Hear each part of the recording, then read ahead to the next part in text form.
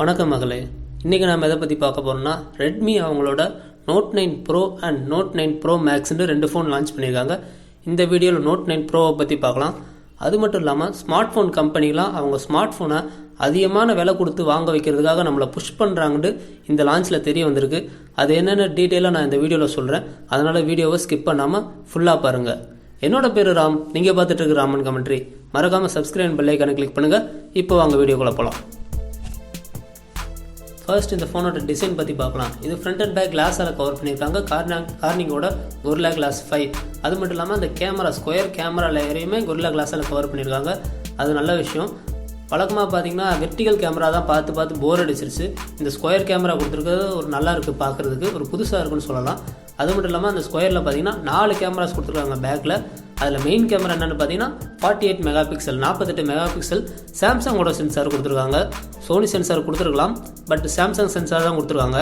அது கூடவே பார்த்தீங்கன்னா 8 megapixel ultra wide, 5 megapixel macro camera, 2 megapixel depth சென்சாரும் கொடுத்துருக்காங்க.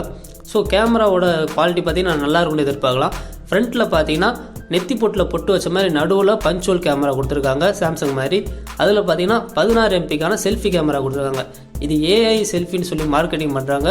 எந்த அளவுக்கு இருக்குன்னு தெரில, பட் ஓரளவுக்கு இந்த பட்ஜெட் செக்மெண்ட்டில் பார்த்தீங்கன்னா ரெட்மி தான் ஓரளவுக்கு நல்லா கேமரா கொடுத்துட்ருக்காங்க. ஸோ இந்த கேமரா நல்லா இருக்கும்னு எதிர்பார்க்கலாம். இந்த பேக் கேமராஸ் வச்சு உங்களால் 1080p வரைக்கும் வீடியோ எடுத்துக்க முடியும். அதுலேயும் பார்த்தீங்கன்னா வீடியோ ஸ்டெபிலைசேஷன் வந்து ரொம்பவே சூப்பராக இருக்குது. சூப்பர் ஸ்டெடி மோட் கொடுத்துருக்கோன்னு சொல்கிறாங்க. அது நல்லா இருக்கும்னு எதிர்பார்க்கலாம். அது மட்டும் இல்லாமல் ஃபோட்டோ அண்ட் வீடியோ ரெண்டுத்துக்குமே ப்ரோ மோட் ஆப்ஷன் கொடுத்துருக்காங்க. நீங்கள் ஃபோன்லேயே எடிட் பண்ணிக்கலாம். அது ஒரு நல்ல விஷயந்தான். அடுத்து இந்த ஃபோனோட ப்ராசஸர் பார்த்தீங்கன்னா ஸ்னாப்ட்ராகன் 720G. உண்மையிலே இது ஒரு சூப்பரான ப்ராசஸருங்க. எந்த விதமான கேமிங்னாலும் சரி, இல்லை நார்மலான யூசேஜாக இருந்தாலும் சரி, ஃபோன் வந்து ரொம்பவே ஃபாஸ்ட்டாக ஸ்மூத்தாக இருக்கும்னு எதிர்பார்க்கலாம். அடுத்து இந்த ஃபோனோட டிஸ்பிளே பார்த்தீங்கன்னா இது ஒரு 6.6 இன்ச் எல்சிடி பேனல் கொடுத்துருக்காங்க. இந்த ப்ரைஸிங்கில் எல்சிடி தான் எதிர்பார்க்க முடியும். பட் இது ரொம்பவே பெரிய பேனலாக இருக்குது, ரொம்பவே பெரிய ஸ்க்ரீனாக இருக்குது. எதிர் பார்த்தீங்கன்னா இங்கே தான் ஒரு விஷயம் வச்சுருக்காங்க. என்னென்னு பார்த்தீங்கன்னா 20:9 ஆஸ்பெக்ட் ரேஷியோ கொடுத்துருக்காங்க. இந்த ரேஷியோனால இவ்வளோ பெரிய ஸ்க்ரீனாக இருந்தாலும் உங்களுக்கு நேரோவாக தான் இருக்குதுமே தவிர கையில் பிடிச்சி யூஸ் பண்ணுறதுக்கு பார்த்தீங்கன்னா நல்லாவே இருக்குன்னு சொல்லலாம். அதுலேயும் இதில் மீடியா எக்ஸ்பீரியன்ஸ் சூப்பராக இருக்கும். நீங்கள் படம் பார்த்தீங்கன்னாலும் சரி, ஒரு தேட்டரில் பார்க்குற மாதிரியான சினிமேட்டிக் ஃபீலிங் வரும் அப்படின்னு சொல்கிறாங்க. இதில் பார்த்தீங்கன்னா கொரில்லா கிளாஸ் 5 கவர் பண்ணியிருக்காங்க. டாப்பில் பஞ்சுவல் டிஸ்பிளே கொடுத்துருக்காங்க. இந்த ஃபோனில் பார்த்தீங்கன்னா இந்தியாவோட சொந்த நேவிகேஷன் சிஸ்டமான நேவிகேஷன் சிஸ்டம் கொடுத்துருக்காங்க. அது ரொம்பவே ஒரு நல்ல விஷயம். இனிமேல் வர எல்லா ஷாமி ஃபோன்ஸ்லேயும் இந்த நேவிகேஷன் சிஸ்டம் தான் இருக்குன்னு சொல்லியிருக்காங்க. உண்மையிலே அது பாராட்டக்கூடிய விஷயம் தான். அடுத்து ஃபிங்கர் பிரிண்ட் பார்த்தீங்கன்னா சைடில் கொடுத்துருக்காங்க. பேக்லேயும் கிடையாது, ஃப்ரண்ட்லேயும் கிடையாது, சைடில் தான் கொடுத்துருக்காங்க. போக்கோ X2 மாதிரி இப்போ வர எல்லா ஃபோன்லையுமே இதை கொண்டு வராங்க. இது வராமல் இருந்தால் நல்லாயிருக்கும். ஃப்ரண்ட்டில் இல்லாட்டி பேக்லேயே வச்சுருக்கலாம். எதுக்காக சைடில் வைக்கிறாங்கன்னு தெரியல, பட் சைடில் தான் இருக்குது. அது மட்டும் இல்லாமல் பார்த்தீங்கன்னா இந்த ஃபோனில் டெடிக்கேட்டட் SD கார்டு கொடுத்துருக்காங்க. ஸோ உங்களால் 2 சிம் ப்ளஸ் மைக்ரோ SD கார்டும் ஒரே சமயத்தில் யூஸ் பண்ணிக்க முடியும்.